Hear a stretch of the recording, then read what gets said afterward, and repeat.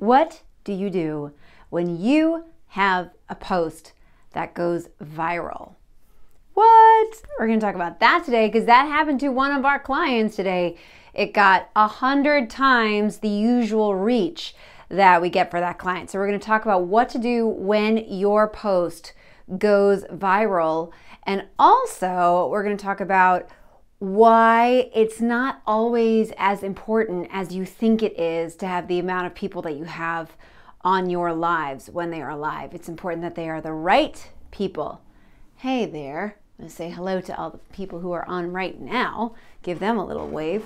But I'm Annie Schiffman. I'm the founder of Downstage Media. And at Downstage Media, we help performing artists get their work seen by more people. We give you a plan to do it with social media, or we can do it for you. Either way. So most of what we talk about here on Fridays is in the social media theater space. Okay, so what qualifies as viral? Here's what I qualify as viral, and I got this from some Facebook training that I had taken a few months back, which is if a post on Facebook is getting usually 10 times the usual reach that you get. So if you have a post and normally it's only seen by 30 people and now it's seen by 300 people, then there you go. We have a post that was usually seen the average reach for the post for this client. They have about 13,000 people who've liked their Facebook page. I will say it is not a theater client. We have a few clients that aren't theater related, but anyway. So they normally get about 350 is their reach on most posts that we post to that page. And this one is at, let me see if I have it written down. No, I don't, but it's at like 4,600 reach. So it's gotten in front of about 4,600 people. And usually the posts that we do get in front of about 350 people. Also, we might get a handful of shares, a handful of comments. This one has 63 comments and 41 shares. So that's all that we're using when we're talking about viral. But it's mostly when you can see something that is way outside of the usual realm of what you see in your stats for the posts that you're posting. Does that make sense? So let me know if that makes sense. But this is what I learned this week. We do this every Friday at 2 o'clock.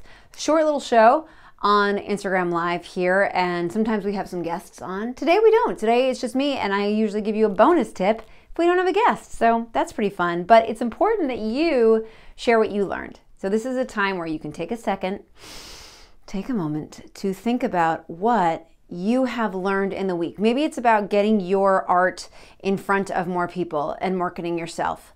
Maybe it is about just what you learned about your art or your craft.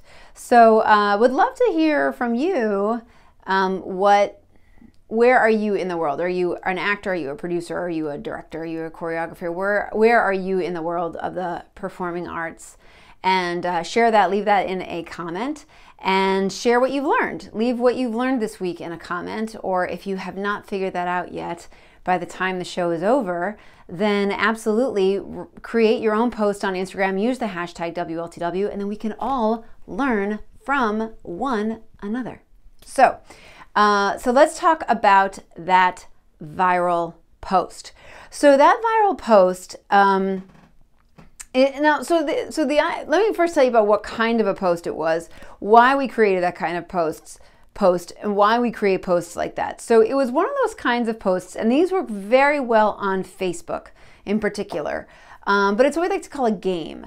And so this is a kind of game where, you say like what kind of a person you are, and if you were born in January, then you're this, or if you were born in or if you have 2 kids, then you are that, and then you sort of like can piece together different things. So this one, again, I said it's not a theater related client that we have, but it was, what was the name of your dive restaurant? And so we have a whole list of different things that make for a typical dive restaurant, right? Like, if you were born in the month of January, then maybe the word is big. And so then the big is the first word in your restaurant. And then if you have, the total kids and pets, if that adds up to 3, then you have to use your granddaddy's first name. And then I forget what the last one, but it's that kind of a thing where people get to play along with you and create something.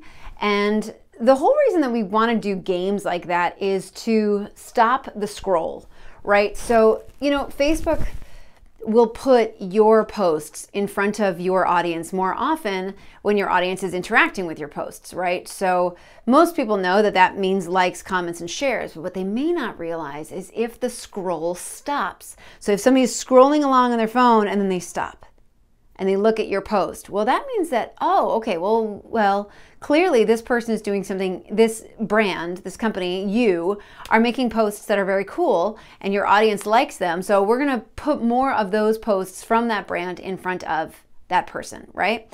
So that is what we try to do. And we always try to have at least one game. We've got like 7 or 8 different kinds of games that we rotate between in our content calendars. And so we try to have at least one of those each month. So that's why, just for the idea of stopping the scroll. So now here's what we've done afterwards. So once we noticed, and the funny thing is that this posted during the Facebook blackout, which is kind of funny. So once I noticed, and then Darian Hill, who I work with, and you can find him on Downstage Media's website as well, he handles Facebook ads.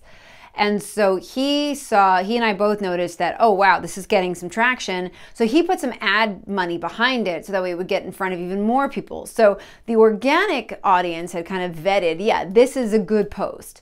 And then we put some money behind it so that way it would get in front of even more people. And that's when it really took off, once we put some sort of juice behind it.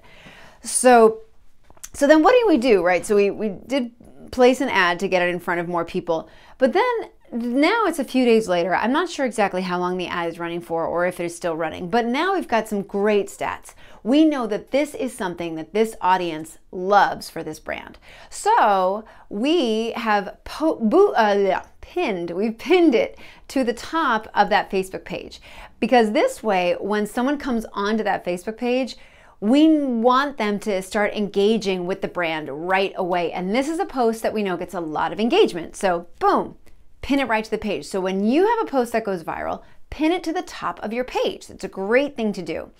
The next thing that we have done with this post is, and I didn't even write that, this just occurred to me that we were also doing this, is, you look and see how many people have engaged with that particular post, how many people have liked it, how many people have given it a heart, and then you invite those people to like the page itself. This is a great way we have seen across the board for all of our brands to build the amount of likes that you get. Facebook gives you the option to invite them to like the page, and so that is what we do. So we did that. We pin it. We put some ad money behind it.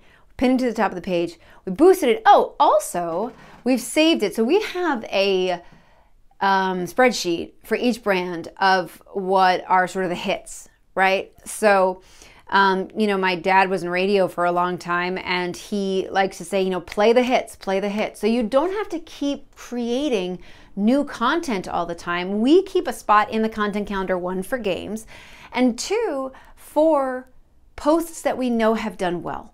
And then we're going to repost them again because they're going to do well again. So we're just going to keep playing them. I mean, think about a radio station. A radio station does not play one song and then that's it. Then they have to find new songs to keep playing. No. They play the hits. They play the hits over and over and over again. And you should do the same. So we have saved the URL for that post plus the caption that we used for it into our spreadsheet. That's sort of the hits that we have. And then we know now we can go back to that well at other times. We know that this is a post that's going to do well. So when you have a viral post, that is some tips that you can do. That makes sense? I know I went through this quickly. So you could go to downstage.media/blog. We've got it all written down there. And plus what you may have missed in other WLTW shows. So finally, okay, and then last thing is this just happened yesterday. So this is really fresh in my mind. I was hosting a Facebook Live for one of our clients, which means that I was on screen, my client was on screen in front of his computer, and I was conducting a Facebook Live. We were doing a deep dive in some kind of a topic, right, that was going to make sense with his audience. And, you know, it seemed at the time like it was a bust. There weren't that many people on. Nobody was commenting. Nobody was engaging. And so you would think by that number, that's a bust. But here's something you should know. 80% of people watch a Facebook Live after the Facebook Live happens. Partly because Facebook doesn't let your entire audience know until about 15 minutes into the live. So if your live is less than 15 minutes long, Facebook hasn't even necessarily notified your audience that you are live. So they may be watching it after the fact anyway because they just didn't know.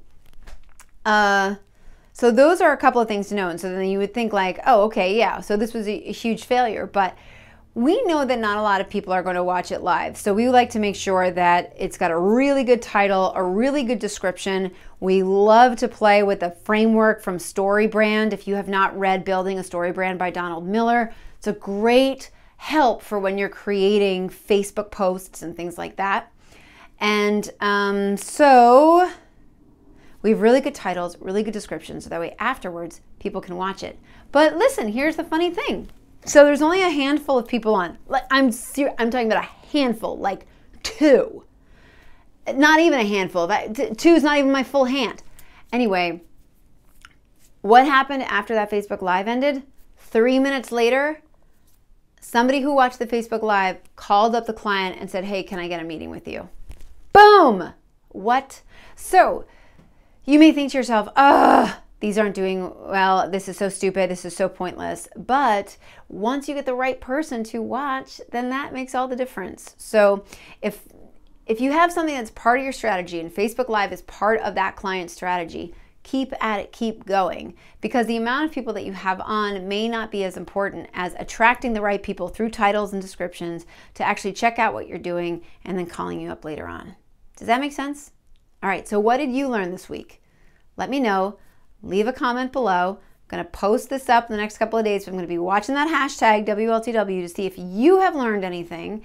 And in the meantime, if you want to get reminders about WLTW that we're going live on Friday at 2 o'clock, head to downstage.media/blog and sign up. You'll see there's a little thing right there in the blog post that says get reminders, and we will send you a reminder so that way you know, because we would love to hear what you learned so we can all be learning from one another.